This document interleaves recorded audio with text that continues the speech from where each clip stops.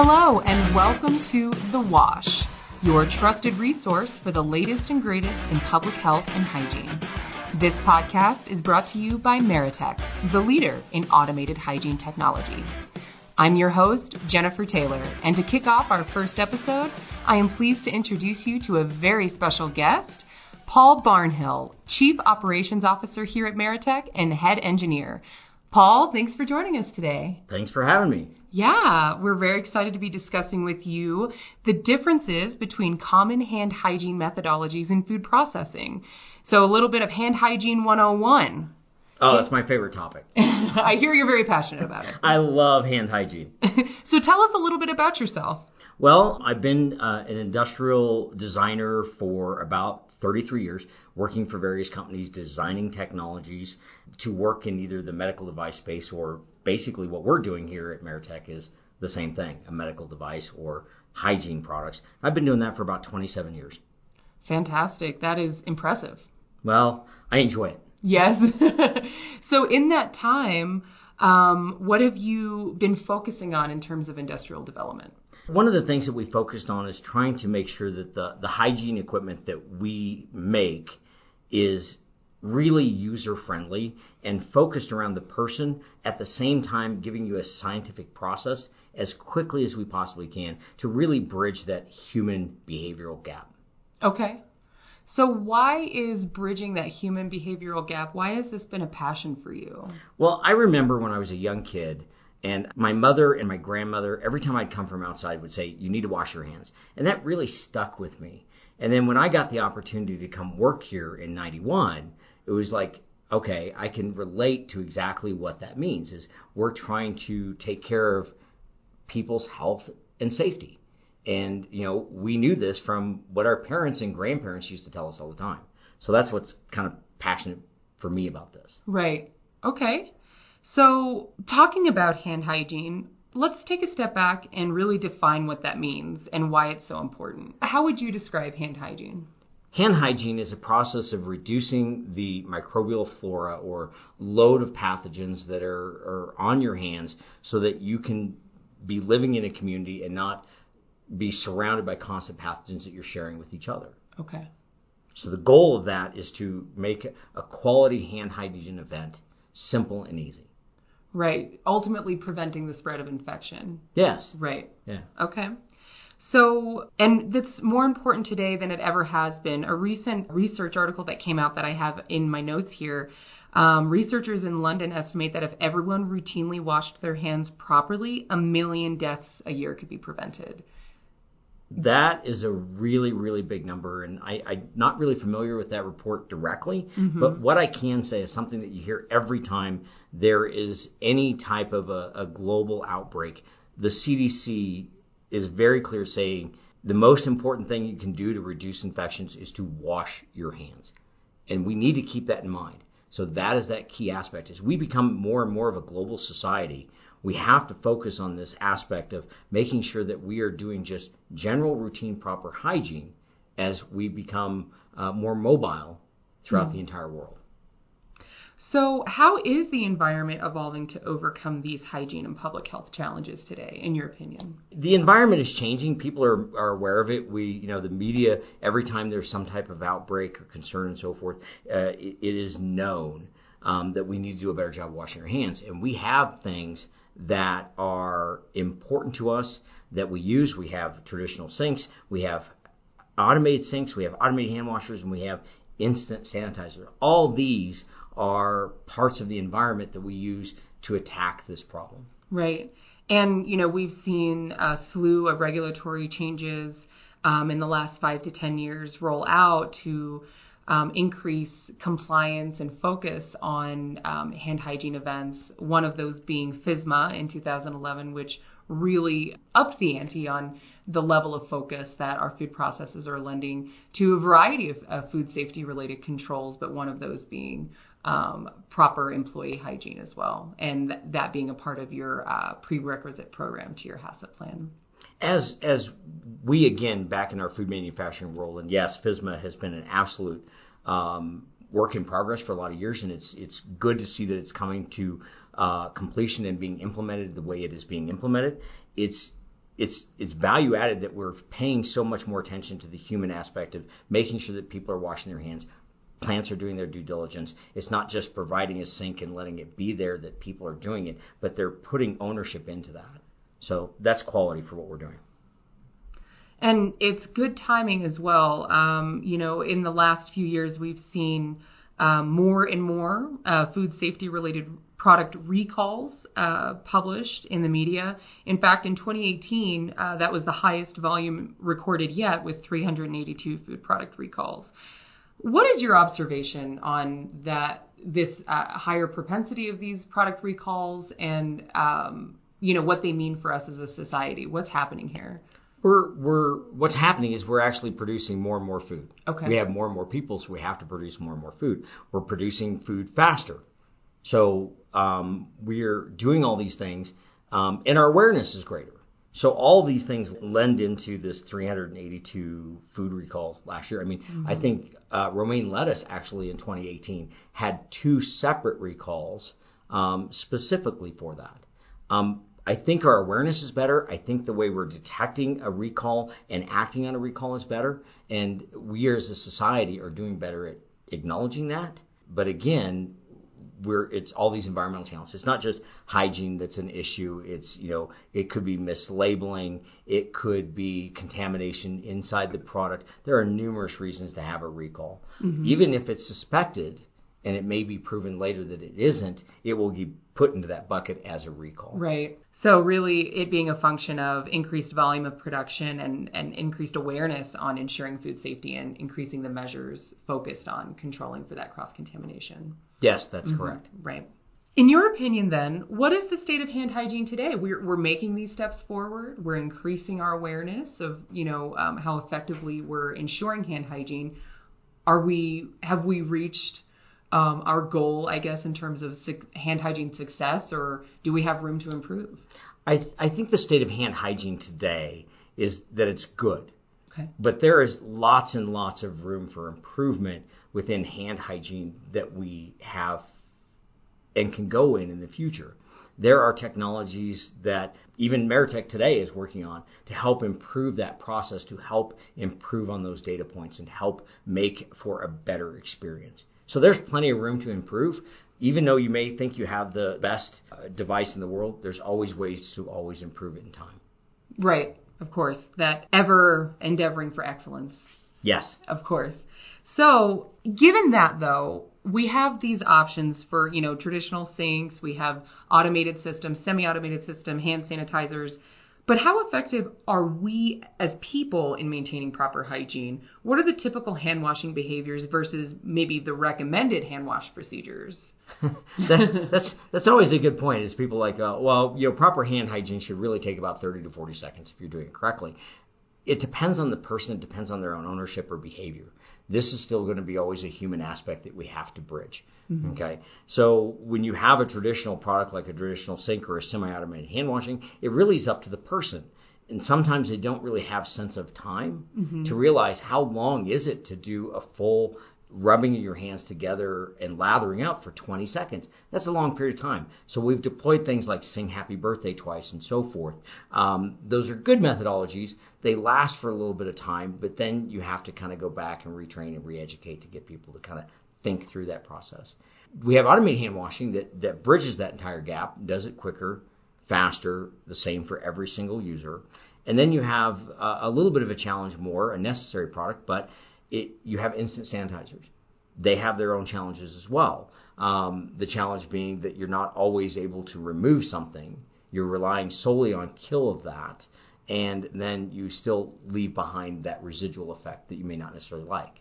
But they're a necessity when you're in areas where you may not have water or access to water. Okay, that's a great consideration to call out.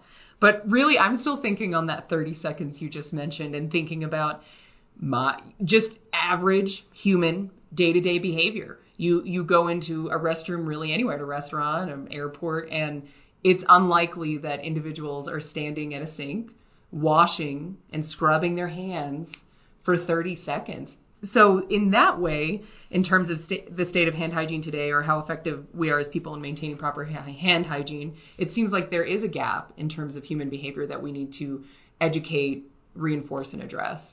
There is. One of the things you'll see, and you'll notice this always, I always notice this when I'm at airports and I'm in the restroom and I'm washing my hands, you'll always see that person come in and go, that never washes. Okay, yeah, scary. Yeah. Then you see that person come in and they do the quick splash of water and then they're gone. I'm like, okay, it's improved, but not really where we need to be. Then you have that other individual, he gets a little bit of soap, he'll give you that 3 to 5 seconds. Okay. That's actually what most people do. They'll give you 3 to 5 seconds of rubbing, they have a little pre-rinse, a little post-rinse, and they're out they go. And me, when I'm doing that, I actually sit there and kind of try to follow the protocols I've developed for myself of saying, yeah, I'm going to do this for 20 seconds. This also gives me an opportunity while I'm washing my hands to observe other people's and what those behaviors are. Right. So the average becomes that 3 to 5.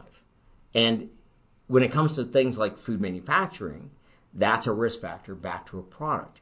Mm-hmm. That's a risk factor back to the workforce and so forth. So those are things you have to be considered. But what's different about it always when it comes to traditional hand hygiene is depends on if somebody's watching or if that behavior is being policed, are they going to do a proper hand hygiene event? Absolutely. And it seems as though if we don't have access to a fully automated method to ensure that consistency, and there's not someone, as there are not in many restrooms or environments, someone there to watch and make sure and ensure that compliance, we must become our own self-policing mechanism to ensure that 30-second hand wash is occurring, which when you consider that the majority of individuals are probably conducting a 3 to 5 second hand wash and we need to amplify that by, 300%, and we need to get to 30 seconds. That's behavior change. That's pretty significant behavior change. It is. And when you boil it down into manufacturing, some places, yeah, they'll police behavior. Other places, they don't. When they're saying, oh, we're going to do checking and studying of the efficacy of this manual process, everybody, when they're being policed, is doing a good job. But that's not reality. So it's a matter of leadership within these plants taking ownership of that. Right. Okay. It comes from the top down. Top down. So what happens if we don't wash that long? If we are clocking in at 3 to 5 seconds and then we go on our merry way, what's happening on our hands? Well, the challenge is that you may not actually have enough time to actually remove something or allow the antimicrobial soap, if you're using one, to be actually able to kill the pathogen. Keep in mind, there's always some dwell time with any type of sanitizers or antimicrobials to be able to attack the cell wall, either rupture the cell wall and kill it, or the amount of water used to help then remove it. Okay, mechanical behaviors help some, but again, in 3 to 5 seconds, you cannot really get 100% of your hand. So you're not going to do a great job. Even though you think you did a great job, they look clean, but reality, everything that we're focused on, you can't see anyway. Unless it's visible dirt, we're trying to look at pathogens. So we're going after stuff we can't see. And what happens when one of those pairs of hands that hasn't been properly washed is then leaves the area? We touch that door handle, we use that hand dryer. Let's talk about that. Well, I mean, again, I'm going to go back to what I said earlier. We are becoming a very, very global society. Mm-hmm. And all of a sudden, we're taking our pathogens and we're spreading those pathogens. There are so many touch points in the world today. One of the dirtiest objects that we ever touch is actually something that's connected to our hip at all times. That is our cell phones. Oh. No one cleans their cell phones as the way they should. But understand, there's not a surface on that phone that they don't touch. And it's like, here, let me show you my friends' photos, and they touch it and so forth. So we're spreading pathogens that way. We need to do a better job. There's so many touch points. You got the handrails going up and down the stairs. You've got escalators. You've got doorknobs and buttons and elevators. There's so many touch points. Even when we touch each other and shake hands as a greeting and a gesture, we're passing on those pathogens. So we have our own due diligence to do to make sure that we do a good job. Absolutely. It sounds like, given that we have all of these touch points, that the average person does not wash their hands properly or for the proper amount of time, it seems as though the state of hand hygiene today, we have a lot of room to improve. We do. Yeah. So let's break down what is happening when we wash our hands properly on a microscopic level. You talked previously, or you mentioned transient and resident pathogens. Let's talk about the relationship between those items. So on your hands, because first of all, the skin is the largest organ of your body. It's actually super valuable for us. It helps keep us hydrated. It keeps us protected from the environment and so forth. And there's actually what is called resident flora, or we'll call them resident pathogens that live on your skin. They live in the multiple layers of your skin. Your skin is a little bit acidic. It's around that pH level of 5 that helps fight off other transient pathogens. Now, the transient pathogens are those other things that we pick up and that we're sharing with everybody else. Somebody else didn't wash their hands properly, I'm picking it up from a doorknob and so forth and so on.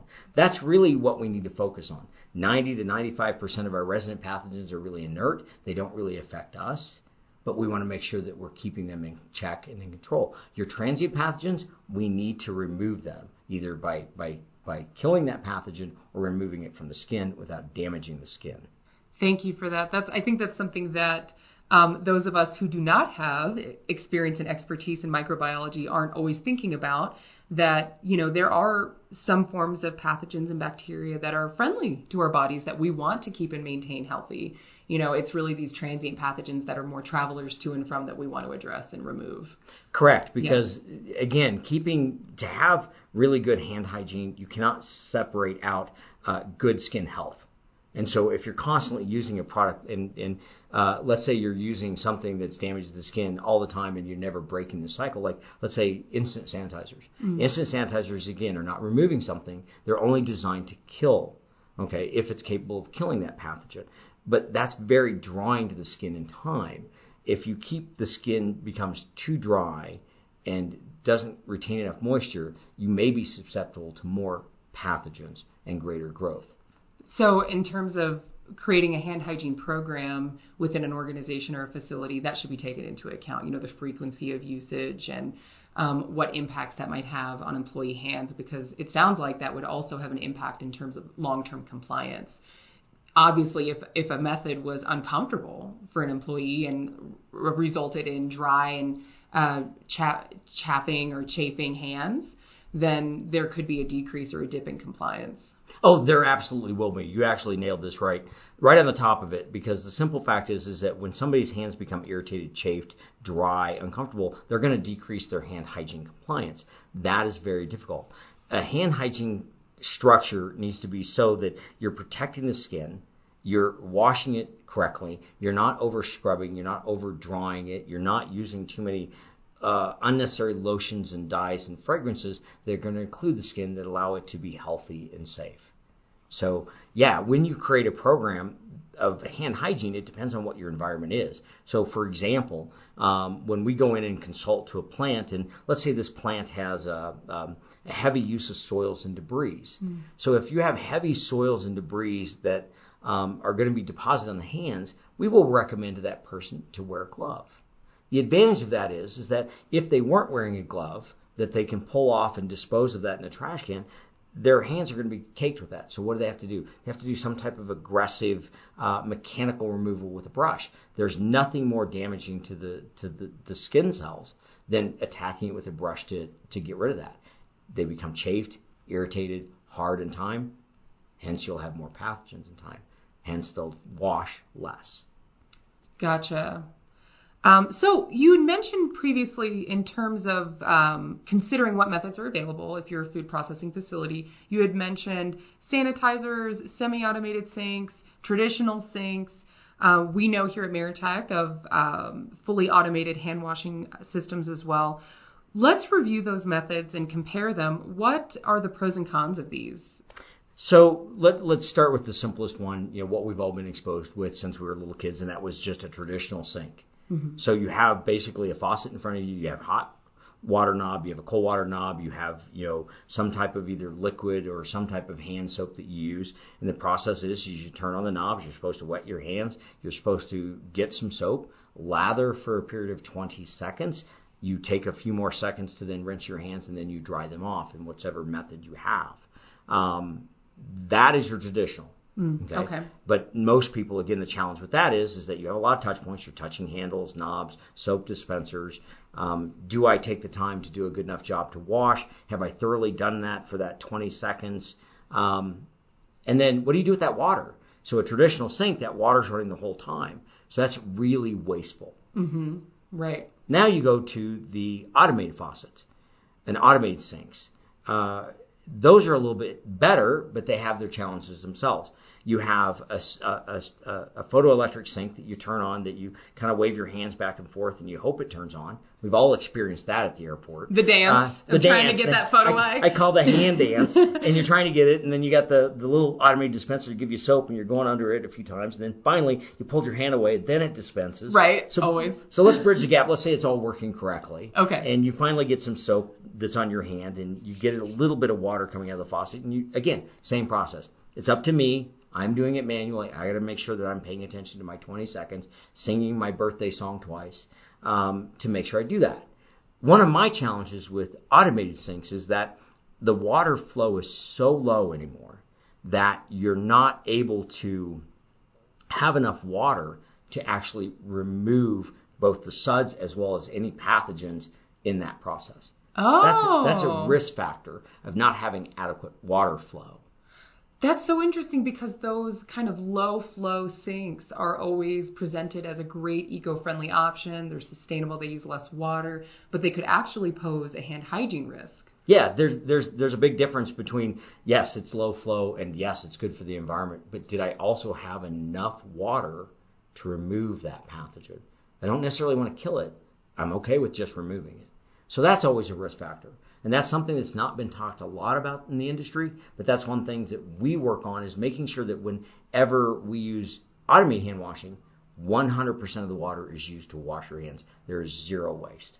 Nothing goes down the drain that hasn't touched your hand. That's fascinating. So I know about our technology that we use less water.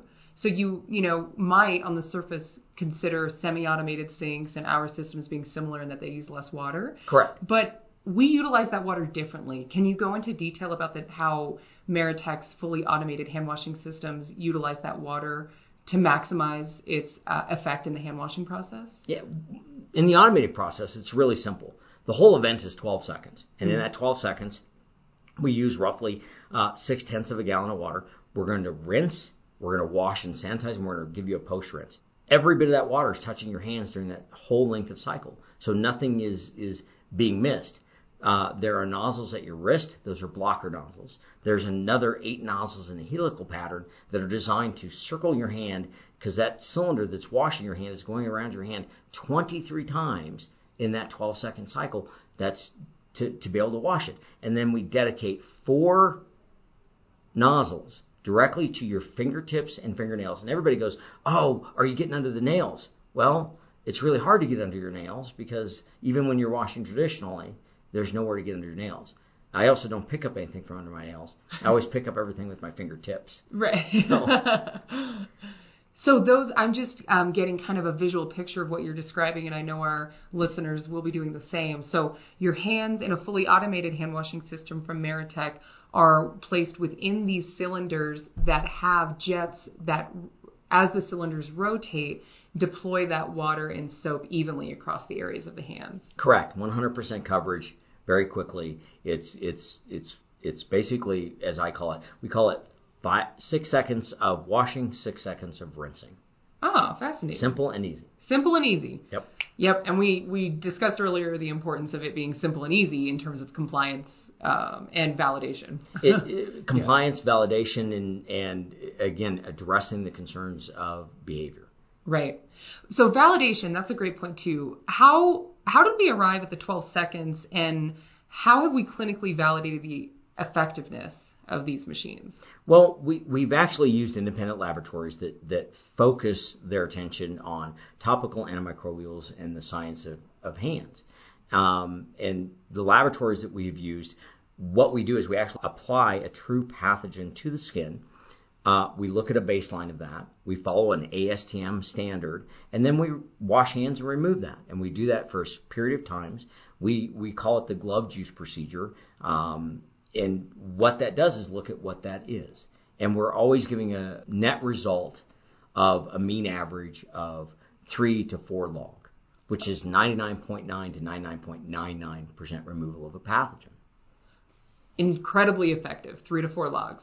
Yes. Consistently across on human skin, that's really, really good, because that's always difficult. Can we describe briefly, what is the glove juice procedure? What does that entail? The glove juice procedure is really basically where you're actually taking about 5 ml of pathogen. You're actually applying it to the skin, let's say an E. coli or a Serratia marcescens. You're rubbing it into the skin, allowing it to dry. You then, at that point, once that's dried on there, you actually go put on what is called a sterile surgical glove. Okay. It's an oversized glove, and then what you pour inside that is basically a wicking fluid that will then we'll put a tourniquet at the top of that glove. Then, for exactly 1 minute, you will take this wicking fluid with your hand inside it, and you will literally rub this hand all over the place inside this glove with this wicking fluid that then pulls these pathogens directly back off that hand, puts it into the liquid. We then will pipette out of that. We'll put it into a petri dish, incubate it, then we'll count the number of CFUs or colony-forming units to find out how many pathogens are truly on there. That will become now our baseline. Okay. Then we go do this. We're going to go do this now several more times. We actually do 10 hand washes when we do this. We actually will measure on hand wash number 1, hand wash number 5, and hand wash number 10 to get our statistical mean averages of what we're reducing for pathogens on the hand in a very controlled lab environment. Fantastic. So it sounds like it's a very objective assessment of how these machines are performing on some of our most harmful pathogens in application as it would be in a food processing facility. Exactly. Yeah. Exactly. Food processing facility, restaurant, front of house, back of house, medical institutions, all the same. All right. Very interesting. I know that with the methodology like this, that's unique and different from the traditional ones that we grew up with our mothers and grandmothers. And, using it in these facilities where we're producing food and medicine going directly into consumers' bodies, guaranteeing that effectiveness is of the utmost importance. Agree.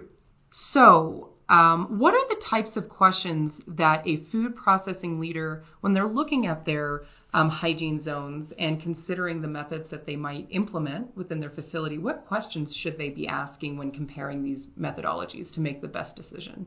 Well, when you're looking at the flow of people coming into your plant, first and foremost, what is it you do in that plant? Are you a gloved product or an ungloved product? So you have to look at that. Am I dealing with a ready-to-eat product, or am I dealing with something that needs to be further cooked? Mm-hmm. These are factors you look at when you're looking at your staff load.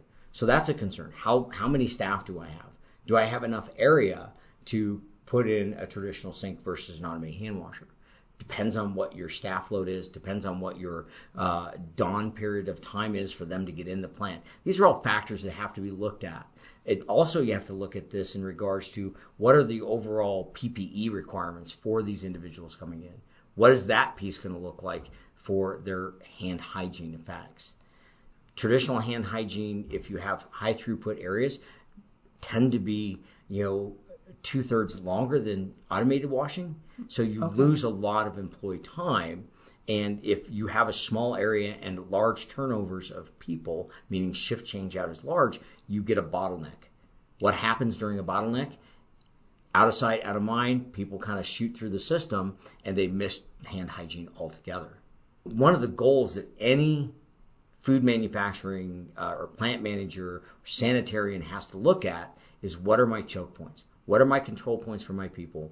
And what is my behaviors of them coming in?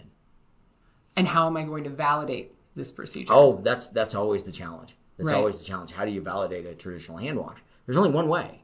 You have to police the behavior. So what are some of the challenges that food processing leaders face today in policing that behavior? No one feels like they need to be policed. I mean, that really is not. I mean, we all see it. Every time we're speeding down the highway, we see that cop, we slow it down, and we're like, oh man, I just don't want to get a ticket today. But that's it's achieving its net result. Same thing in hand hygiene. All of a sudden, you have that one person that circumvents the system, and then all of a sudden, you have now somebody watching you to make sure that you're doing a good job. The goal of this is that an owner, an operator, a plant manager has ownership of hygiene, making sure that both the staff are aware of this and how important hygiene is to them coming into their facility. One of the challenges these plant managers and owners and operators, sanitarians have is the diverse work culture that we have currently in food manufacturing. Okay. We will have several different languages spoken, several people coming from other areas of the world that don't necessarily have the same hygiene practices. These are challenges we have. One of the reasons that Meritech has strived to do what it does is to make that human behavioral gap all visual, simple, and easy. I can show you how to wash your hands in 10 seconds, and you'll never have to be shown that again. Right. For traditional hand washing, you go through an education process, you get a ramp up of people washing their hands correctly for a period of time, and then that decreases in time. So what do? You repeat the scenario, and you get an increase in hand hygiene again. That's a time that we don't have afford. We are very busy in the working world today, and everything that we can do to save time, effort, and energy is somewhere you need to invest in, because your people are your most important part of what you do. Absolutely. I 100% could not agree more. And, you had just mentioned the variability and the spikes and the dips, the kind of peaks and valleys of that compliance. Can a food processing facility reliably have comfort or confidence in their PRP if they know that there are dips and valleys in terms of compliance? At any given time, you could have employees entering production zones that are not meeting your critical control criteria. Exactly. Again, back to it. A traditional sink, even an automated sink, won't actually give you any data to tell you what your count is. How many people are washing? How do you validate that back into, again, put up cameras, watch people, police them? That doesn't work. Okay. What we do on all of our automated technologies, we actually have a counter on every single one. Mm-hmm. It's very simple. Every single hand wash generates a cycle. You can compare those numbers to your staff load. For example, you have 100 staff. The minimum number of events you should have in a day per staff member is 5. That's just the traditional number of hand hygiene events. So you should have cycles that reach that 500 load every single day. Once they reach that, and you can look at that comparable data, a QA operator or sanitarian can take that data and tie that back into their own SSOPs or their HACCP plans and say, yes, this is a way we validate our compliance to hand hygiene. That is really key in creating a total quality scenario for any organization. Just making hand hygiene effective, easy, and documentable. Absolutely. Absolutely. So, as we move forward, and emerging trends are occurring all the time, the technology is changing, regulatory restrictions are evolving constantly. What, in your opinion, are the emerging trends in hand hygiene technology that we should be on the lookout for? There's been so many evolutions of hand hygiene and monitoring of hand hygiene over the years.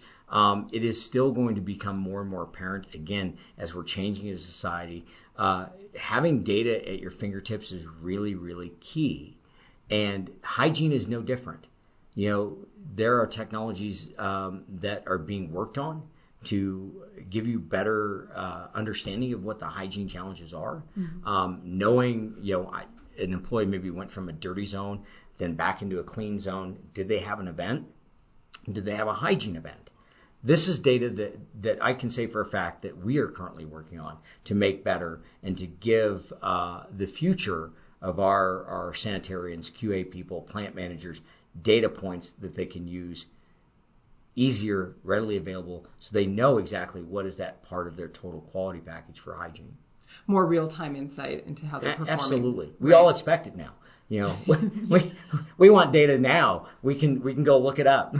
Absolutely. Cool. So it sounds like here in the near future, we'll have more technology available to provide real-time hand hygiene insights. Exactly. So that we can address any sort of risk or cross-contamination before it emerges into a full-out recall. Exactly. I mean, again, hand hygiene is one part of that, but it's a big part because mm-hmm. it's an unknown variable that is the human aspect that we have to look at. Fascinating. Well, Paul, those are all my questions today. I appreciate your time on the podcast, and I look forward to hearing the viewers' questions. We'll be including links to the studies that we mentioned, as well as videos of the glove juice procedure in the comments in the description of the podcast episode. So feel free to like, share, and let us know what you enjoyed the best. Thanks for having me.